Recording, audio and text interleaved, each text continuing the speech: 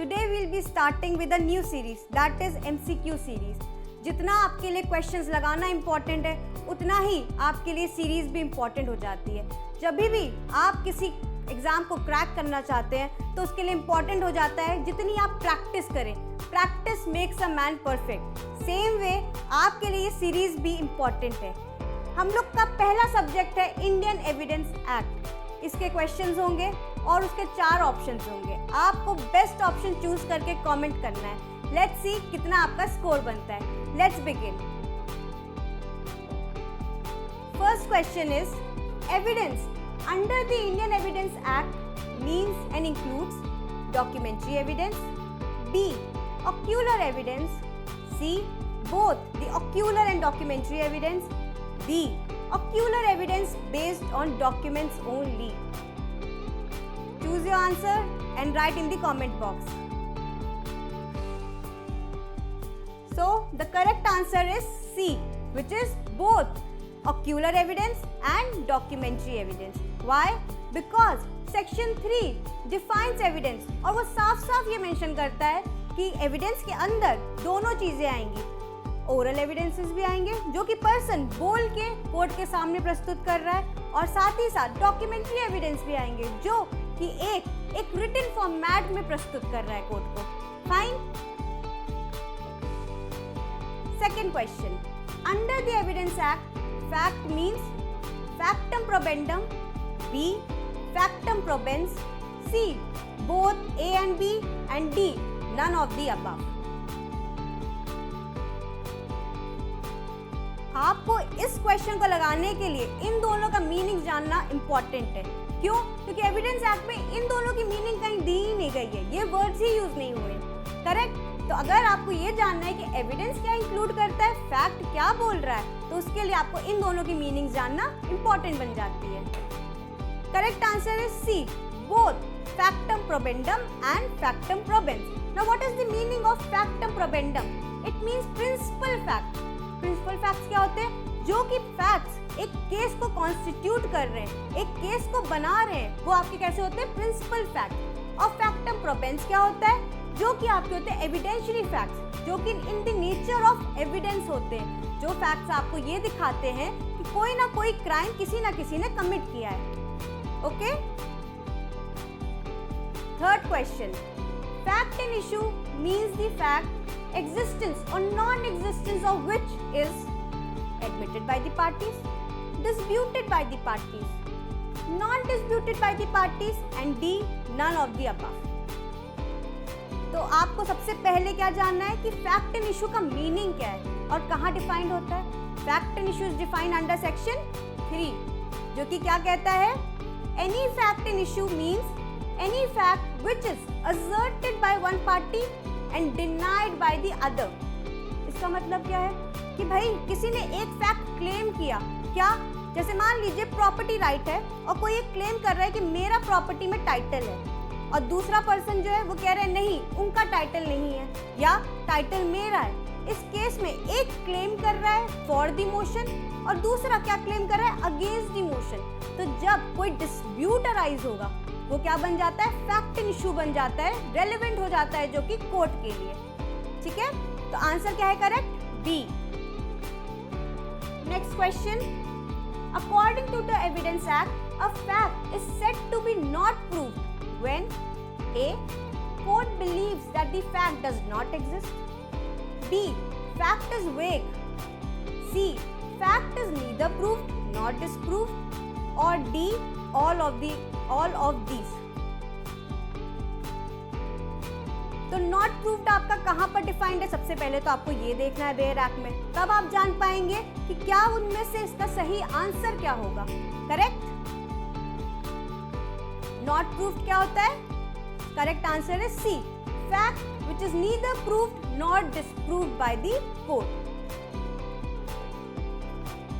अब भाई neither proved not disproved दो चीजें हमने बोल दी, तो हमको ये भी तो जानना होगा कि what is proved and what is disproved.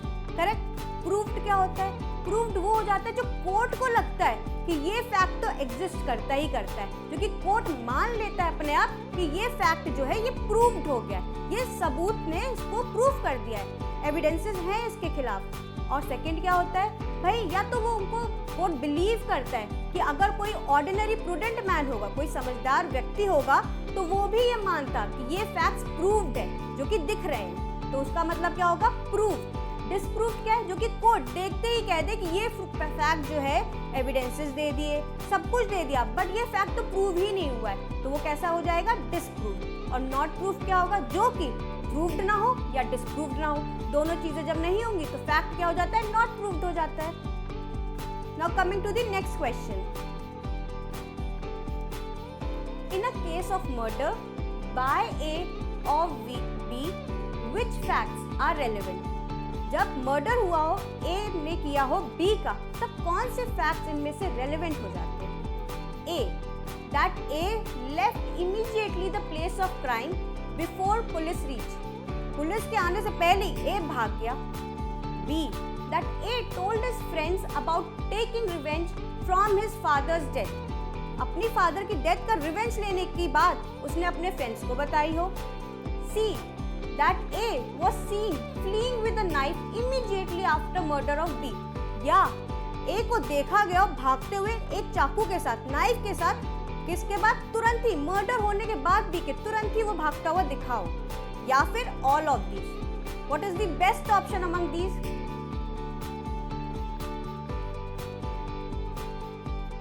D, all of these are relevant. कैसे रेलेवेंट है भाई, जो पहला फैक्ट है जो कि ये कह रहा है कि वो भाग गया हो तुरंत ही, तो इसमें उसको ओकेजन मिला, occasion which is relevant under section 7, correct, जो कि सेक्शन 7 के अंदर किसी को ओकेजन मिल रहा हो कोई काम करने का, तो वो फैक्ट जो है वो रेलेवेंट बन जाता है under Indian Evidence act. Second क्या है, जब उसने अपने फ्रेंड को कोई बात बताई है, तो ये क्या है, उसने क्या बताई थी बात, कि भाई मेरे फादर का जो डेथ कॉज हुई है मैं उसका रिवेंज लूंगा, तो ये क्या है, मोटिव है, there is a motive behind doing any act, murder करने का उसने मोटिव बता दिया। मोटिव किसके अंदर रेलेवेंट हो जाता है, मोटिव रेलेवेंट हो जाता है सेक्शन 8 के अंदर। उसके बाद जब किसी को दिखा भागता हुआ, देखना मतलब क्या हो जाते हैं, सीधे डायरेक्ट फैक्ट बन जाते हैं, तो direct facts are relevant under section 60 of the act. तो इस तरीके से ये तीनों फैक्ट्स आपके रेलेवेंट बन जाते हैं। मर्डर हुआ, अगर ए के अगेंस्ट मर्डर प्रूफ करना है तो ये सारे फैक्ट्स हम क्या कर सकते हैं, प्रूफ कर सकते हैं, क्योंकि उसके लिए रेलेवेंट सेक्शंस हैं जो कि बता रहे हैं कि ये सारे इन चीजों की वजह से प्रूव्ड हैं। Okay, next question, if a confession is otherwise relevant in which situation it will become irrelevant? एक कन्फेशन जो कि अदरवाइज तो रेलेवेंट है, बिल्कुल सही है, बट वैसे वो इररेलेवेंट बन जाएगा, किन सिचुएशंस में बनेगा? Option A, when it was made under a promise of secrecy, promise of secrecy थी कि भाई किसी को बात मत बताना, और मैंने जाके कन्फेस कर दिया किसी को, तो क्या वो कन्फेशन अब इररेलेवेंट हो जाएगा? B, when the person making confession was drunk, मैं ड्रंकन हालत में थी, इंटॉक्सिकेटेड, और मैंने कोई कन्फेस कर दी, तो क्या वो कन्फेशन इररेलेवेंट हो जाएगा? सी, when it was made in answer to questions which he need not have answered, ऐसे कुछ क्वेश्चंस का उसने आंसर दे दिया जो वो नहीं देता तो बेटर पोजीशन में रहता, बट अब उसने तो दे दिया, तो क्या वो कन्फेशन इररेलेवेंट हो जाएगा? या फिर नन ऑफ द अबव? इसका रेलेवेंस आपको मिलेगा सेक्शन 29 में, जो कि ये कहता है कि चाहे आप ड्रंकन स्टेट में हो, चाहे आपने सीक्रेसी में आपने कोई चीज बता दी, या आपको ऐसे कोई क्वेश्चन पता जो कि आपको नहीं बताने थे, वो सारे कन्फेशंस आपके कैसे हो जाते हैं, रेलेवेंट हो जाते हैं। Next question, under which condition a court may take into consideration the confession of one accused against himself and another person? ऐसी कौन सी कंडीशन होगी जब एक कन्फेशन जो एक अक्यूज ने बोली है वो उसके अगेंस्ट भी और किसी और अक्यूज के अगेंस्ट भी रेलेवेंट हो जाएगी? ए, if they are tried jointly for the same offense. B, if they are tried jointly for different offenses. C, if they are tried for the same offense but not jointly. D, if they are tried for different offenses and not jointly. तो भाई आपने पढ़ा है किसके अंदर ये वाला confession भाई बन जाएगा रेलेवेंट, जब कन्फेशन क्या हो, सेम ऑफेंस के लिए हो, करेक्ट? ये तो इंपॉर्टेंट है कि सेम ऑफेंस के लिए हो, बट कैसा होना चाहिए, जॉइंटली होना चाहिए, correct? Same offence and jointly. तो under section 30 of the act any confession made by one person who is tried jointly under the same trial for the same offense with another, the confession by that person becomes relevant for the other person as well. तो अगर मुझे और किसी और person को एक साथ try कराया जा रहा है किसी क्राइम के लिए, मान लीजिए मर्डर के लिए, तो मैं जो कन्फेशन दूंगी कि हाँ मैंने मर्डर किया है या मैंने कोई नाइफ छुपाई है या कुछ भी ऐसा, वो कैसा बन जाएगा? रेलेवेंट बन जाएगा। किसके अगेंस्ट? मेरे अगेंस्ट तो बनेगा ही, कन्फेशन तो मैंने ही दिया। बट जिस पर्सन के साथ में जॉइंटली ट्राइड हो रही हूँ उसके अगेंस्ट भी वो कन्फेशन क्या हो जाएगा? रेलेवेंट हो जाएगा। ये कौन रेलेवेंसी बना रहा है? सेक्शन 30 ये चीज बताता है। Next question, the case of Sabal Das versus state of Bihar is related to A. plea of alibi, B. rule of res geste, C. rule of estoppel और D. rule of res judicata। तो सोचिए भाई ये केस किस चीज से इंपॉर्टेंट है, किससे रिलेटेड है? ये रेलेवेंट है आपका रूल ऑफ रेस जस्टिस से। इस केस में क्या हुआ था? The cry of the children when there mother was being killed by their father became part of the same transaction and hence admissible under section 6 of the act।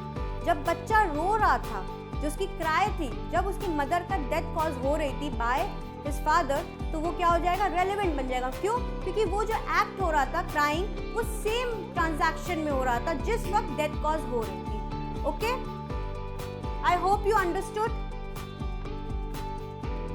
Next question, A is accused of the murder of B by beating him. What is not admissible as evidence?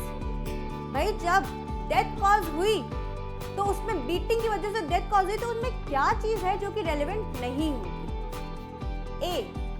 Whatever was said by A or B or bystanders at the time of beating, A ने कोई बात की, B ने कोई बात बोली या आस पड़ोस के कोई लोग हैं उन्होंने कोई बात बोली, तो क्या वो चीज रेलेवेंट होगी? B. A has intention for murder of B. A की इंटेंशन है मर्डर करने की, तो क्या ये बात एडमिसिबल होगी एविडेंस में? C. Marks on the ground of struggle between A and B. कोई मार्क्स है ग्राउंड में, तो क्या ये चीज आपकी एडमिसिबल होगी? और D. A is a man of bad character. तो क्या ये चीज आपकी एडमिसिबल होगी?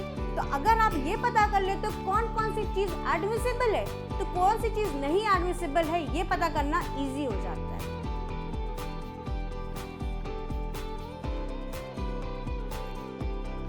आंसर क्या है? डी, मतलब कि वो बैड कैरेक्टर का है, ये चीज आपकी रेलेवेंट नहीं है, ये एडमिसिबल नहीं है। कौन बताता है ये चीज? Section 54 states previous bad character of an accused person is not relevant unless evidence has been given that he has a good character। अगर किसी ट्रायल में, क्रिमिनल ट्रायल में गुड कैरेक्टर का एविडेंस दिया जा रहा है, तब उसके रिप्लाई में आप जरूर बता सकते हो कि उसका जो पर्सन का कैरेक्टर है वो बैड कैरेक्टर है। बट आप स्टार्ट इस चीज से नहीं कर सकते कि जो पर्सन ने, जिसने मर्डर किया है या किसी ने थेफ्ट किया, कोई भी क्रिमिनल ऑफेंस किया है, उसका कैरेक्टर ही बैड कैरेक्टर है। इस चीज से आप रेलेवेंसी या एडमिसिबिलिटी को नहीं क्रिएट कर सकते। Okay, now let's move to the next question, which is under Indian Evidence Act, the doctrine of res geste applies to A. only civil proceedings, B. only criminal proceedings, C.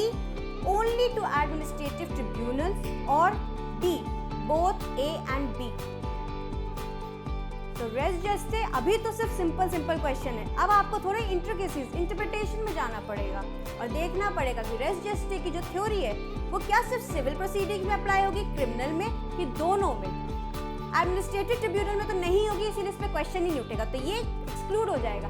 अब आपको इन तीनों में से choose करना है। तो क्या जब आप रेस जस्टे पढ़ा आपने तो उसमें कहीं पर भी स्पेसिफिकली लिखा हुआ है कि सिर्फ सिविल प्रोसीडिंग्स में होगी या क्रिमिनल में होगा? ऐसा तो कोई मेंशन नहीं है। तो इसका करेक्ट आंसर क्या है? बोथ ए एंड बी, क्योंकि वो कहीं पर भी ये चीज मेंशन नहीं करता कि जो आपकी रेस जस्टिस की जो थ्योरी है वो केवल सिविल में लगेगी या क्रिमिनल में लगेगी। और आपको ये पता ही होगा कि जो इंडियन एविडेंस एक्ट है ये आपकी सिविल प्रोसीडिंग्स में भी अप्लाई होता है और क्रिमिनल प्रोसीडिंग्स में भी अप्लाई होता है। ओके, रेस जस्टे किस सेक्शन में है? सेक्शन 6 के अंदर। Coming to the next question. The question is whether A committed a crime at Kolkata on a certain day. The fact that on that day A was at Chennai is relevant. भाई murder हुआ कहाँ पर? कोलकाता में। क्या हुआ? Crime हुआ कोलकाता में, certain day में। अब क्वेश्चन उठा कि भाई ए जो था जिसके ऊपर आप ब्लेम कर रहे हो कि उसने क्राइम किया है, वो तो चेन्नई में था, तो क्या ये रेलेवेंट होगी चीज? A as a motive for fact in issue, कैसे रेलेवेंट होगी? एज अ मोटिव होगी। B as introductory to fact in issue, as an introduction to the fact in issue relevant होगी। एज प्रिपरेशन रेलेवेंट होगी। या D as it makes the existence of fact in issue highly improbable. इसका relevance कहाँ पर है? Section 11 में, जो कि क्या बात करता है 11 क्लॉज बी? इम्प्रोबेबिलिटी या प्रोबेबिलिटी की। तो अगर आप कोई ऐसा फैक्ट दे रहे हो जो कि फैक्ट इन इशू को इम्प्रोबेबल या प्रोबेबल बना रहा है, इम्प्रोबेबल मीन्स डाउटफुल कर रहा है, उस मैटर को डाउटफुल सिचुएशन में ला रहा है, तो वो fact itself will be relevant. तो 11 का क्या आंसर है? D is the correct answer. 11 clause 2। 12th, evidence act res gestae is an exception to the. Res gestae जो आपकी थ्योरी है वो एक्सेप्शन किसकी है? ए हियरसे रूल की, बी रेलेवेंसी रूल की, सी सर्कमस्टेंशियल एविडेंस की, और डी डायरेक्ट एविडेंस की। तो रेस जस्टे जो है वो आपका एक्सेप्शन है हियरसे रूल का। हियरसे रूल क्या कहता है? अगर हम बिल्कुल सिंपल भाषा में समझे तो हियरसे रूल होता है सुनी सुनाई बातें। कोर्ट क्या कहता है कि आप डायरेक्ट एविडेंसेस लाइए, करेक्ट? सेकेंडरी एविडेंसेस हम नहीं लेंगे, कुछ कुछ मैटर को छोड़ने के बजाय हमको डायरेक्ट एविडेंस आप दीजिए।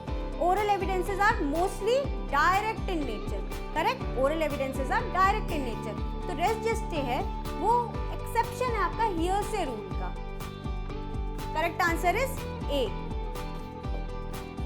Hearsay evidence means any information collected from a person having first hand knowledge of that fact or information. तो ये क्या है? Hearsay evidence are secondary evidence. Now next question. Which one of the following statement is correct? इनमें से कौन सी statement correct है? In a trial of A for the murder of B, marks on the ground produced by a struggle at near the place of murder is a fact. A. Forming part of the same transaction. B. Necessary to explain or introduce relevant fact. C. Showing existence of state of mind or of body. D. As to the occasion, cause or effect of facts and issue. तो भाई अगर आपको कोई struggle करते वक्त कुछ आपको निशान दिख रहे ग्राउंड में, तो वो किस तरीके से रेलेवेंट हो जाएंगे? वो रेलेवेंट हो जाएंगे इफेक्ट के अंदर। इफेक्ट है ना, ग्राउंड में अगर आप स्ट्रगल कर रहे हो, ग्राउंड में कुछ आपको मार्क्स दिख रहे हैं, तो वो किसका रिजल्ट होता है? इफेक्ट का। And it becomes relevant under section 7 of the act. 13 का आंसर है D. Marks on the ground shows the effect of the struggle as per section 7 of the act. Next question, X sues Y for damage done by a dog of Y. X ने sue किया Y को, क्यों? क्योंकि damage cause हुआ है Y के dog से, which Y knew to be ferocious. Y को पता था कि जो मेरा डॉग है वो फेरोशियस इन नेचर है। The fact that the dog had previously bitten A B and C are, अब भाई पहले से उसने ए बी सी को काटा हुआ है, ये रेलेवेंट होगा कि नहीं होगा? ए रेलेवेंट, बी इररेलेवेंट, सी इनएडमिसिबल, डी अनरिलायबल। ये जो फैक्ट है ये अनरिलायबल ही है। आप बताइए, किसी को कोई नॉलेज होती है, प्रीवियस नॉलेज है, तो वो रेलेवेंट किसके अंदर हो जाएगा? Under section 14 of the act. तो ये आपका 14 का आंसर क्या है? A is the correct answer. It becomes relevant. Y had knowledge about the ferocious nature of the dog and hence it is relevant as per section 14 of the act.